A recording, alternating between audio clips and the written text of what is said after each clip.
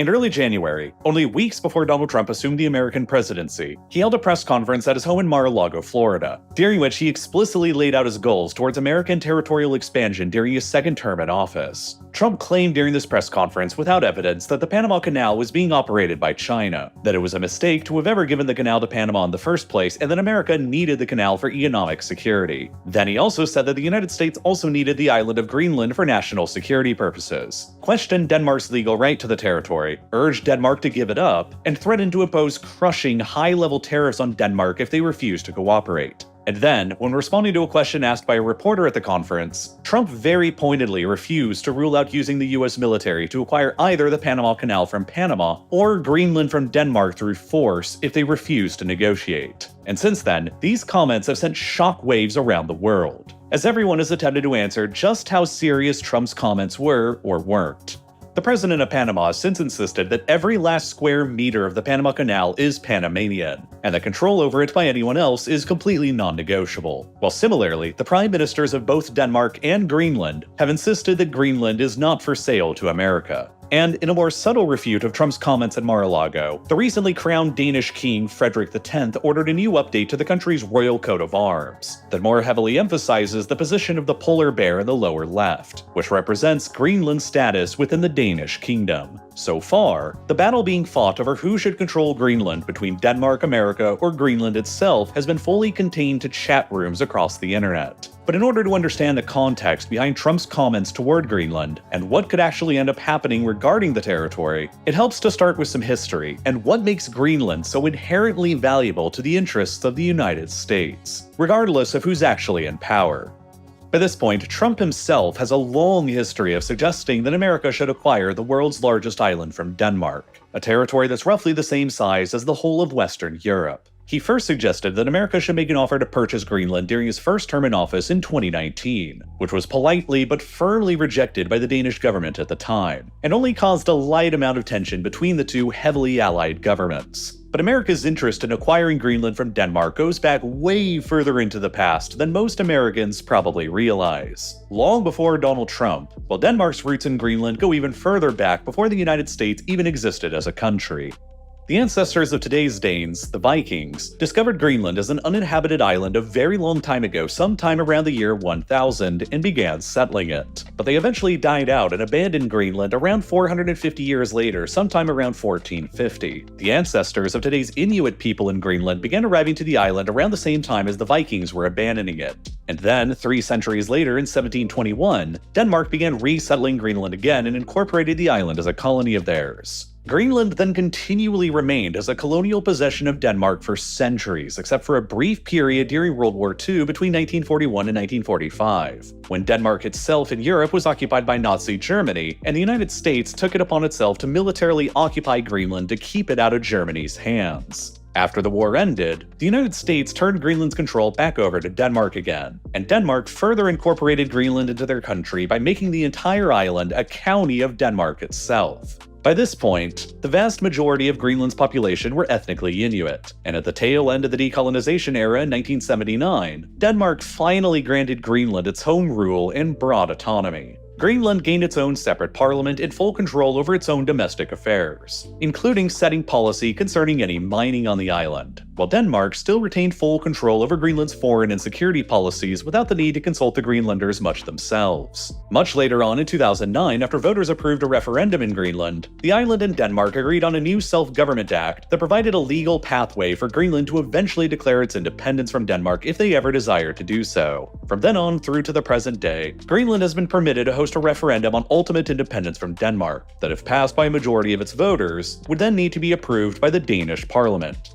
Now, throughout the past 300+ years of Denmark's evolving level of control over Greenland since 1721, the United States has also frequently expressed its own interest in acquiring the territory for themselves. The US, of course, has established a very long history of expanding its territory in the Americas and beyond, through purchasing new lands from other countries at often highly opportunistic times. The country purchased the enormous Louisiana territory from France in 1803 at a time when Napoleon feared losing the territory to the British and needed money to fund his wars in Europe. The US purchased Florida from Spain in 1819 after the territory had become a financial burden on the Spanish. It forced Mexico into ceding over more than half of their country's territory in 1848 for a bargain bin price after subjugating them during the Mexican-American War. And then the US further purchased what's today's southern New Mexico and Arizona from Mexico in 1854, as the country faced another potential American invasion and decided to sell the territory rather than fight again. In 1867, just after the US Civil War, the US purchased the Alaska territory from Russia at a time when the Russians feared losing the territory to the British coming from Canada during a potential war. And it was around this same time that Greenland also first registered as an official acquisition interest in Washington. The U.S. Secretary of State at the time of the Alaska Purchase, William H. Seward, also commissioned a report on the benefits that could be had by an American purchase of Greenland from Denmark. The report concluded that an American acquisition of both Alaska from Russia and Greenland from Denmark would be advantageous because it would apply pressure on the Canadians wedged in between them to eventually join the United States as well. So the following year in 1868, Seward entered into negotiations with Denmark to purchase both Greenland and even Iceland as well. But in the end, Seward never ended up making an official offer to the Danes at the time, because the US Congress had just rejected another treaty he had sponsored to purchase the Danish West Indies and the Caribbean. And after that, he figured they would reject an acquisition of Greenland and Iceland as well, and the idea was dropped. After that, the US forced Spain into selling the Philippines to them in 1898 after defeating them in a war. And they, of course, pressured Panama into selling them the Panama Canal Zone concession a few years later in 1903. After that acquisition, the US interest in further acquiring the Danish West Indies and the Caribbean increased significantly, because they feared that the islands could potentially come under the control of Imperial Germany instead of Denmark, who could use them as a naval base to threaten America's access to the Panama Canal during a wartime scenario. And so, in 1910, the then US ambassador to Denmark suggested a bizarre and complicated scheme to Danish officials, in which the US would trade the major Philippine islands of Mindanao and Palawan to Denmark, in exchange for both the Danish West Indies and Greenland. Then, Denmark would be able to trade the Philippine Islands to Germany in exchange for northern Schleswig in Europe, which at the time was a Danish-majority territory that was controlled by Germany. The offer appears to have never been seriously considered by the Danish side though, and it became a moot point following World War I anyway, after Germany was forced into just ceding northern Schleswig to Denmark. Nonetheless, the United States continued to remain interested in acquiring the Danish West Indies and Greenland, and in 1916, Denmark expressed that it would be willing to sell the Danish West Indies to America in exchange for the US recognizing Denmark's claim to the entirety of Greenland. The US ultimately agreed with this position and purchased the Danish West Indies the following year in 1917, which then became the US Virgin Islands, and the US also extended their formal recognition of Greenland as a territory of Denmark. During the Second World War, the US military stepped in to temporarily occupy Greenland between 1941 and 1945 to prevent it from falling into the hands of the Nazis. But as the world began moving into the new era of the Cold War, America's interest in Greenland became much more intense than it had ever been before. Greenland, you see, sits about precisely in the geographical dead center between Washington, D.C. and Moscow, and so it sits directly along the shortest possible flight path between the United States and the former Soviet Union. America now wanted control over Greenland for its security and military applications, because it could enable US bombers and missiles stationed there to most rapidly attack the Soviet Union, while it could also serve as America's front line of defense for detecting a Soviet aerial attack launched against the US mainland. Because of these applications, the US considered Greenland to be of enormous geopolitical importance at the beginning of the Cold War. And so in 1946, the US government secretly offered Denmark $100 million in gold bullion, or about $1 billion in today's money, for the purchase of Greenland. The US argued to Danish authorities at the time, as they similarly do today, that a sale of the territory to the United States would actually benefit Denmark as well, because it would prevent any criticism of US military bases being present on Danish soil, while it would also save Denmark from the costs of having to subsidize Greenland themselves. But the Danish foreign minister at the time rejected the offer, saying that while his country owed the Americans a great deal for their assistance during the Second World War, he felt that they didn't owe them the entire island of Greenland. But while Denmark didn't agree to sell Greenland to the Americans, they still recognized how important the territory was to them and essentially allowed the Americans to use Greenland for everything they actually wanted. Denmark and the US both became founding members of the NATO alliance in 1949, and in 1951, the two countries agreed on a treaty that allowed the US to build a massive new Air Force base in the far northwest of the island that became known as Thule Air Base. Thule then became one of America's most important overseas military bases during the Cold War. It enabled US reconnaissance aircraft a base to spy on the northern Soviet Union from. It also became a base from which American nuclear-armed strategic bombers could use to threaten the Soviet Union from, and early warning radar systems set up there enabled America to detect any potential nuclear-armed ICBMs that the Soviets fired over the Arctic Circle towards the US mainland. Greenland also became a major strategic component in America's Cold War naval strategy as well. The Soviet strategic nuclear submarine fleet based itself in the far northern port of Murmansk, meaning that if they sortied out from port towards the US East Coast, they would have to pass through the bodies of water between the UK, Iceland, and Greenland in order to do so, which became known as the GIUK Gap. Ensuring that the GIUK Gap remained closed during a potential hot war with the Soviet Union became a top military priority for the US in the Cold War, and it ensured America's continued interest in having at least some kind of military presence in Greenland. After the Cold War ended in the early 1990s, though, America's interest in Greenland dramatically plummeted for around 20 years as relations with Russia entered into a new, initially warmer phase. America's military presence and activity in Thule significantly decreased. But then, several compounding factors in the 2010s and the 2020s reignited America's long interest in Greenland once again. A renewed confrontational relationship began emerging between America and Russia again after Russia seized control over Crimea in 2014. And especially after Russia launched its full-scale invasion of Ukraine in early 2022 that continues to this day. Russia began heavily remilitarizing their dormant Soviet-era naval bases in the Arctic, to the point where they now significantly outnumber the number of NATO bases in the Arctic. While the Russian North Sea fleet homeported in Murmansk remained the crown jewel and the nerve center of Russia's strategic nuclear submarine deterrent force. America's long interest in Greenland from a defense perspective became reinforced, but new interests and concerns developed as well.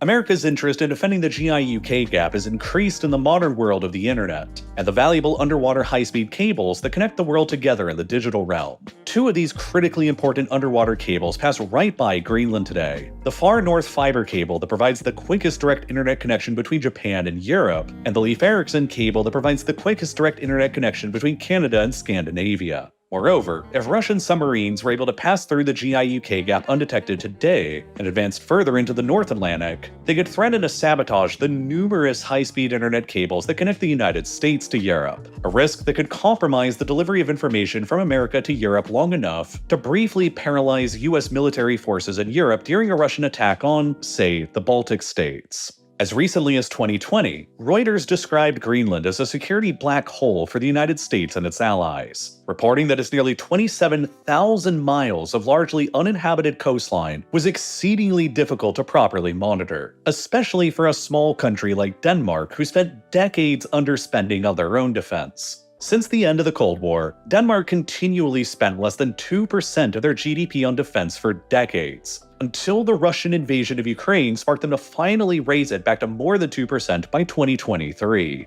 After granting Greenland their home rule in 1979, Denmark has still remained ultimately responsible for Greenland's defense, but has been a very, very small force. As recently as 2020, Denmark only had 4 patrol ships, 4 helicopters, 1 single maritime patrol aircraft, and 6 dog sled teams assigned to the whole of Greenland, to patrol and defend an area that's roughly the size of Western Europe. Since the Russian invasion of Ukraine, the US government has repeatedly demanded that Denmark improve their aerial surveillance capabilities over Greenland, and a study in 2022 by the US-based RAND Corporation suggested then that integrating Greenland into the coverage of the North American Aerospace Defense Command, or NORAD, would help to mitigate this. The old American Air Base at Thule has since been transformed into a US Space Force base that's now known as Patuxent Space Base, and it's also only grown in importance to the US military's strategic planning. The US military now operates several polar orbiting communications, weather and imaging satellites that cover the northern hemisphere, and these satellites require a station that's down on the ground within the Arctic Circle for their consistent tracking, telemetry, and control. And today, the only 2 polar satellite operations facilities that the United States controls are Patuxent in Greenland and Clear in central Alaska. Thus, course, if the US lost control over Pituffik for whatever reason today, like, say, in the event of Greenland becoming independent from Denmark and then just telling the US to leave, America would be forced to rely exclusively on their base in Alaska for their continued polar satellite operations, which would leave the military with zero redundancy and fallback options to rely upon.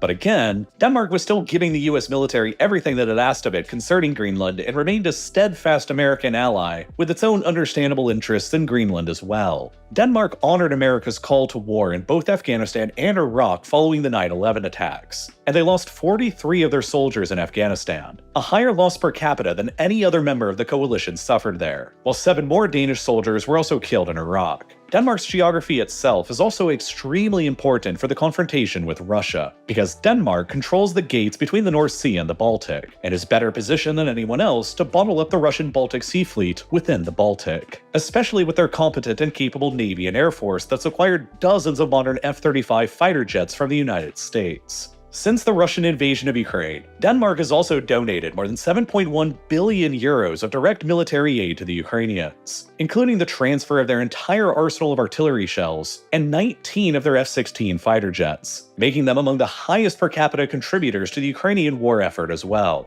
Denmark's continued control over Greenland is important to them not only because they have more than 300 years of continuous history there by now, but also because Greenland makes otherwise small Denmark about 50 times larger than it otherwise would be, while it also grants Denmark, and by extension the European Union, their only coastline in the Arctic as well, which gives Denmark and the EU both a great deal of say on what actually goes on in the Arctic. Greenland is also the basis of Denmark's current sovereignty claim to the geographic North Pole, which is only rivaled by the much larger Arctic nations of Canada and Russia. And all of these nations' overlapping claims to the North Pole matters a whole hell of a lot more than simply boosting national pride and ego. As climate change continues to accelerate throughout the century, the permanent layer of sea ice that's covered the Arctic for all of human history will progressively shrink in size enough to the point where cargo ships will eventually be able to regularly traverse through it, especially with the help of nuclear-powered icebreakers. Greenland is geographically well placed between the Northwest Passage through Canada and the Northern Sea route along Russia, both of which should be largely opened up to large-scale maritime traffic through most of the year just by next decade.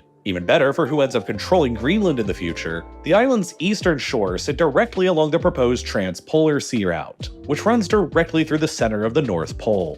So far, the Trans-Polar Sea Route has been impossible to use for large-scale maritime shipping because the center of the Arctic has been permanently covered by thick sea ice, including during the summer. But some analysts believe that by around the year 2050, the Arctic sea ice will have retreated enough to make even the Trans-Polar Sea Route actually viable to use by the maritime shipping industry, which will change the way that the world trades forever because it will become the new shortest maritime trade route between both Asia and Europe, and between Asia and the eastern side of the Americas, saving thousands of kilometers of distance and huge amounts of money over the current trade routes through the Suez and Panama canals. And whoever ends up controlling Greenland will have the best geographic positioning possible to extend their own control and influence over this new trade route that will probably become even more valuable than the Suez Canal in the not-too-distant future. And beyond the future valuable trade routes running by Greenland that everyone's interested in, there's also the well-known treasure trove of Greenland's incredibly valuable mineral resources that everyone wants some kind of access to as well.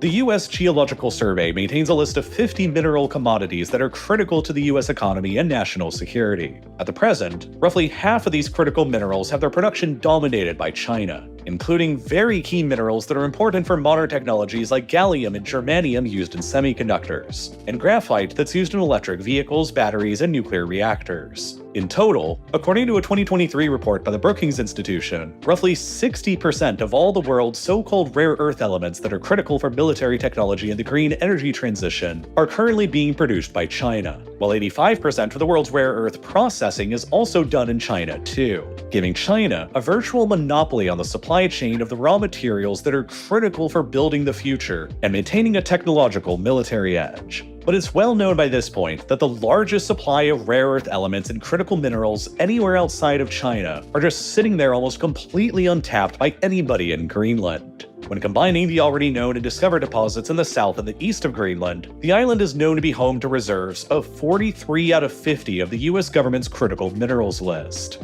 Among those minerals include probable world-leading massive deposits of both graphite and lithium, which are both critical to the production of electric vehicles. The production of both graphite and lithium are currently dominated by countries that are distinctly not the United States or Europe, with China producing 77% of the world's graphite and Australia and Chile producing nearly 80% of the world's lithium.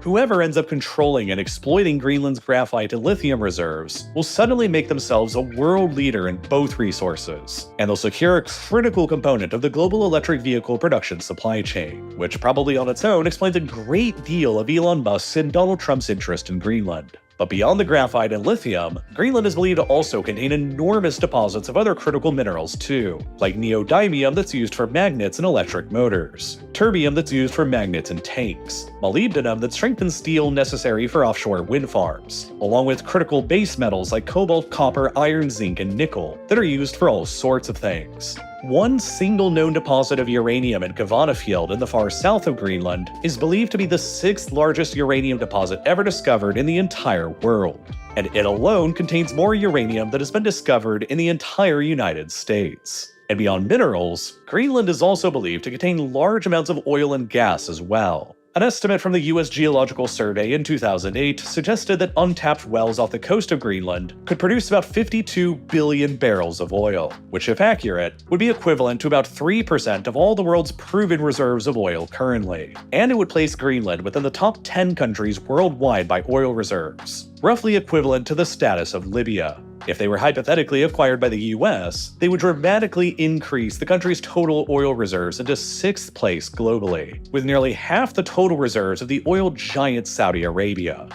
Now, historically, despite Greenland having a veritable motherlode of resources, they've been extremely difficult to access and exploit. Greenland's terrain and environment is extremely harsh. About 4/5 of the entire island is covered by a permanent thick ice sheet that reaches up to 3 kilometers thick in the interior of the island. The population base of Greenland today is also very, very small despite its size. There's only about 56,000 people who actually live in Greenland, and they're scattered all around the island in several small towns, none of which are actually connected to each other by roads. The only way to travel between Greenland's towns is by flying between them, sailing between them, or sometimes taking a snowmobile or dog sled team between them, across an area that's the size of Western Europe. Building out the required infrastructure across Greenland to actually access and mine the island's resources at scale would be incredibly expensive, while none of the ports on the island remain ice-free for longer than a couple months out of the year either, meaning that the island's maritime exports would require icebreakers that would increase the cost of development even further. But as the world has grown increasingly interested in the sheer scale of the wealth of Greenland's resources, the pace of mining there has steadily increased. Only a decade ago in the mid-2010s, there were just 12 exploratory sites across the island where firms were drilling for resources at. Today, there's around 170 exploration sites where drilling is currently taking place. But there's also only one single active mine on the entire island for the moment. And that's where Greenland's current problems begin. Because Greenland has such a small population and virtually no industries to speak of, the availability of capital in the island is naturally going to be extremely small until they can actually get large-scale mining going off the ground. But in order to do that, they need a huge amount of capital to get the required infrastructure into place that they don't have and will never have on their own. This means that Greenland needs to acquire a lot of foreign investment in order to get their mining operations kickstarted. And it also means that historically, Greenland has needed to be supported and subsidized by someone from the outside in order to survive. Denmark, who still ultimately controls Greenland, has always filled that role for now. The Danish state provides roughly $500 million to Greenland per year worth of subsidies, which accounts for roughly 20% of the island's total GDP and more than half of the Greenlandic government's budget that finances the territory's employment, education, and healthcare services. Greenland is therefore highly dependent on Denmark right now and their subsidies to survive, despite most Greenlanders desiring their independence from Denmark today. Based on the most recent opinion poll from 2019, roughly 2/3 of the small population in Greenland support their independence from Denmark. And tensions between Denmark and Greenland had already been growing in the years leading up to Trump's recent comments. During the colonial era after World War II, when Greenland was a direct county of Denmark's, the Danish authorities pursued a policy of what they called modernization in the territory that has been increasingly coming under higher scrutiny recently. In the 1950s, 22 Inuit children in Greenland were taken from their families to Denmark to be raised as Danes, and then returned back to Greenland with the goal of fostering closer cultural ties. A few years ago in 2022, the Danish government formally apologized to 6 of those 22 children who were still alive, just before another colonial-era scandal came roaring back to the forefront of Greenlandic politics. During the 1960s and 70s, the Danish government carried out a birth control program in Greenland where thousands of Inuit women and girls had IUDs inserted, in many cases against their consent. The Danish government stated that the program was to control Greenland's birth rate and to prevent unplanned pregnancies and costs, and it was ultimately successful in halving the birth rate in Greenland within just a few years. However, several Inuit Greenlandic politicians have recently accused the program as having amounted to a genocide of their people, including the current serving Prime Minister of Greenland, who directly called it a genocide during an interview as recently as December of 2024. In 2023, Denmark decided to hold a 2-year public investigation into the birth control program that's brought the painful scars of the colonial past in Greenland into the forefront of the island's politics. 67 Greenlandic women have sued the Danish government as a part of the investigation, who say that they had IUDs inserted to control their pregnancies against their wills. And the overall investigation is set to conclude at some point this year in 2025. This whole investigation within the small community of just 56,000 people in Greenland has almost certainly contributed to a greater shift in the island's desire for independence from Denmark, led by a prime minister who is already very pro-independence. At a press conference on the 10th of January after Trump's comments, Greenland's prime minister plainly stated, quote, "We don't want to be Danes, we don't want to be Americans, we want to be Greenlanders," end quote. Greenland's next elections are coming up soon, and with the ongoing investigation into the colonial-era birth control scandal, the topic of independence from Denmark was already going to be the front and center issue. And now, Trump's comments about purchasing or acquiring Greenland have effectively thrown gasoline onto the pro-independence flames that were already burning there, whether Trump intended to do that or not. There are many people in Greenland who now see the value in playing Denmark and the United States off of one another. And as Greenland becomes increasingly important geopolitically in the 21st century, many Greenlanders want their final independence so that they can pursue their own foreign policy and diplomacy separate from Denmark, so that they can enter into their own deals with whoever they want. Greenland has the legal pathway to independence through holding a referendum, while other international law scholars have suggested that due to Greenland's prior status as a colony of Denmark's, they also possess the legal right to self-determination under the UN Charter, and could unilaterally declare their independence as well without asking the approval of the Danish parliament at all. The big issue is what would happen next. Without Denmark's annual subsidies, Greenland would immediately lose 20% of their GDP and half of their government's operating budget. Denmark and Greenland currently have an arrangement where if mining operations in Greenland start really kicking off, the royalties that'll be paid out to Greenland by the mining companies will be offset by reductions in Denmark's annual subsidies, which has always reduced the incentive in Greenland to actually speed up their mining operations. Because Denmark will reduce their subsidies as mining royalties increase, most analysts expect that Greenland wouldn't see any economic benefits to large-scale mining operations until around 20 years after they start, which kinda de-incentivizes them from really ever starting and incentivizes them to just stick with Denmark's subsidies and Denmark's political control instead, undoubtedly much to the preference of Denmark.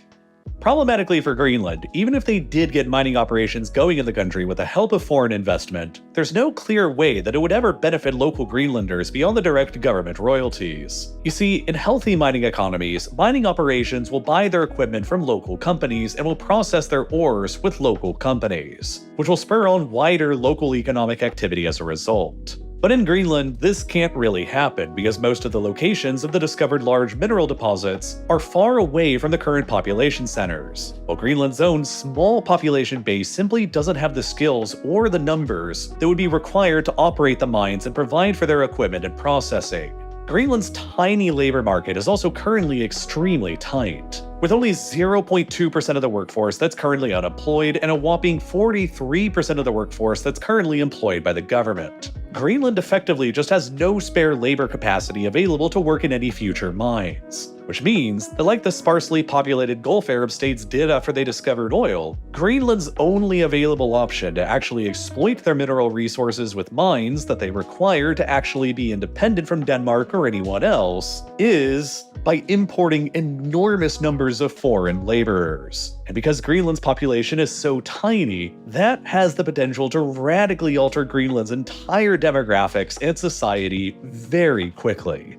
According to Greenlandic officials, an average mine that'll be operated on the island will require around 300 experienced foreign miners to run, meaning that just a single mine with that many workers will increase the whole island's population by 0.5%. 10 mines will increase Greenland's population by 5%, and some government projections suggest that Greenland's population would more than double within just a few years of large-scale mining beginning.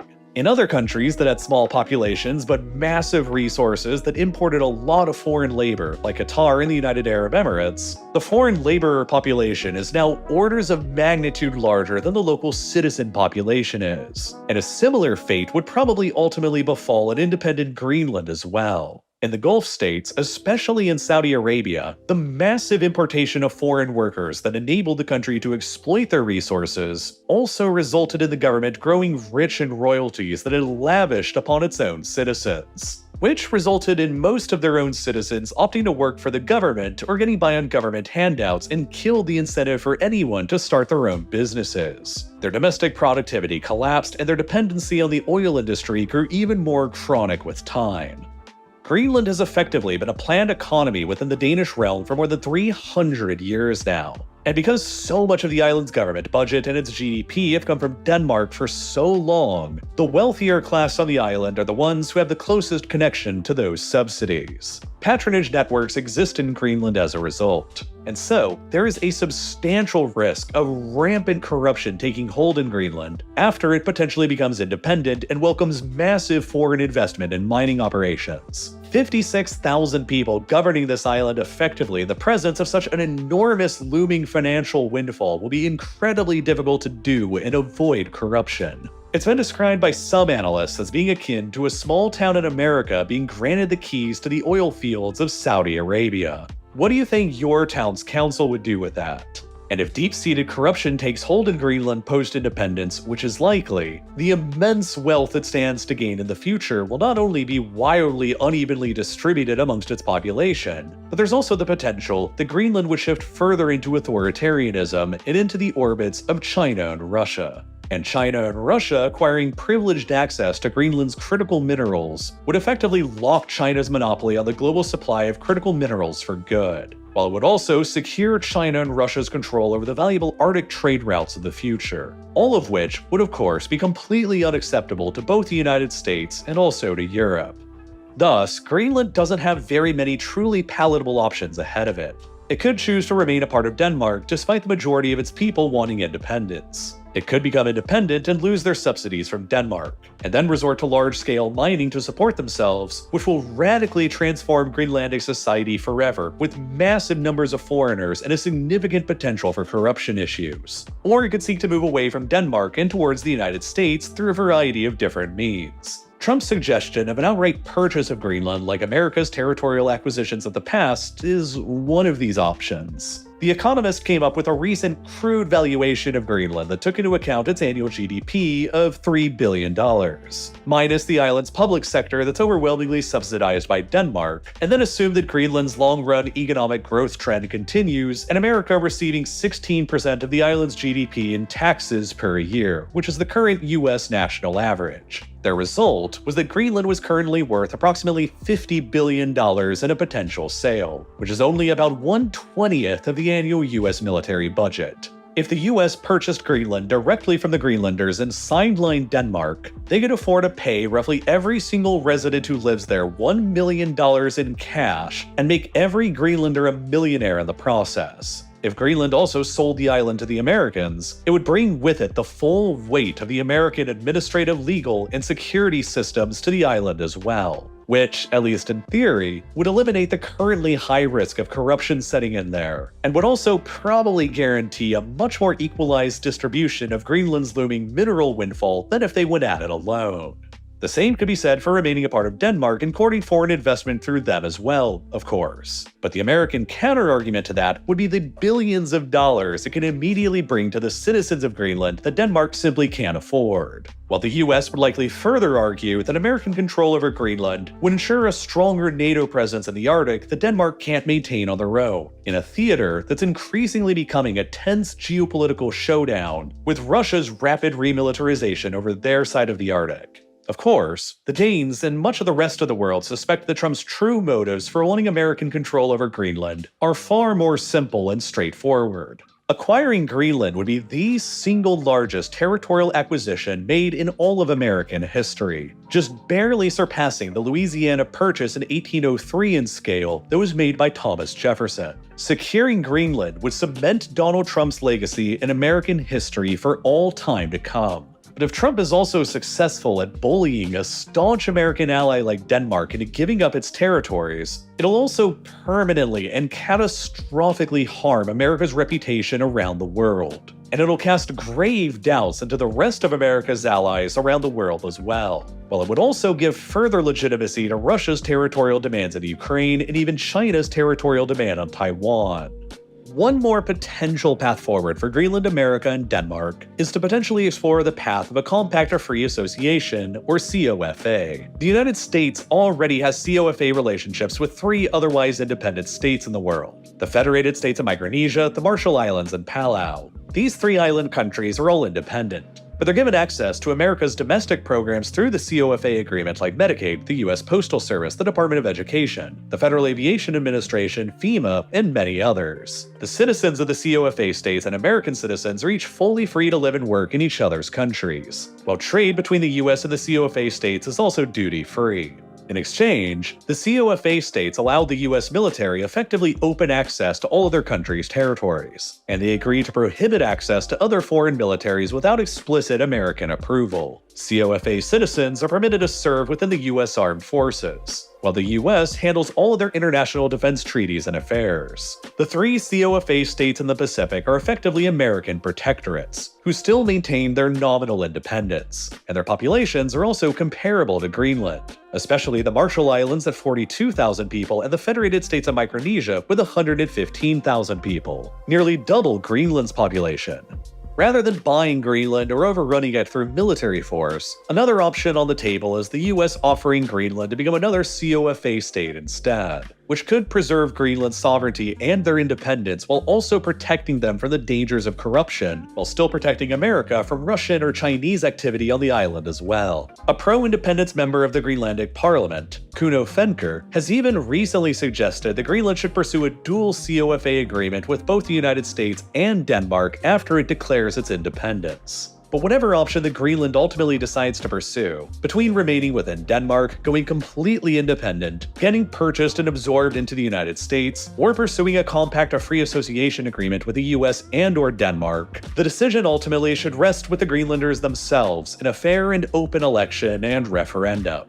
It's their island, it's their past that they're reconciling with, and it's their future that they're deciding how best to pursue. And it's their wishes that should ultimately be respected.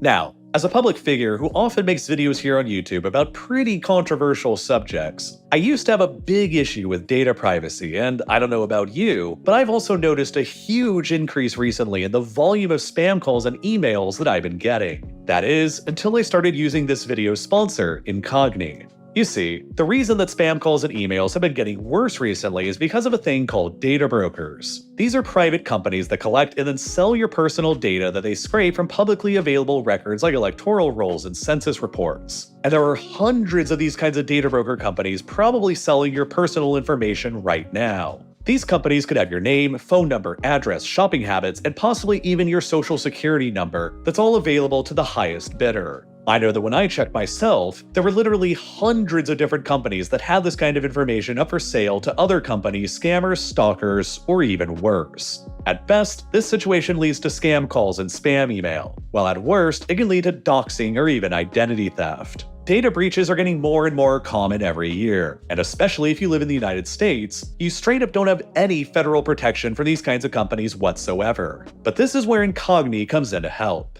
Incogni will fight on your behalf to remove your personal data from data brokers, and they'll deal with any objections that come from their side. All you've got to do is create an account and give them your approval to work on your behalf. Incogni will then carry out repeated ongoing removals because even if the broker removes your data once, they can always just collect it and then sell it again. Incogni will repeatedly fight to make sure that your personal information stays off of the market permanently. I know that when I signed up, it was horrifying to see how many brokers out there actually had my data. And it was so satisfying seeing Incogni getting them deleted one by one. And I've seen a huge decrease in the number of spam calls and emails that I've gotten since. So, if you'd like to give Incogni a try as well, you can do so by clicking the button that's here on your screen right now, or by going to incogni.com/RealLifeLore, where you can use the code RealLifeLore to get an exclusive 60% off of an annual Incogni plan. You'll also greatly be helping to support my channel at the same time. So once again, that's incogni.com/RealLifeLore and code RealLifeLore for 60% off of an annual Incogni plan. And as always, thank you so much for watching.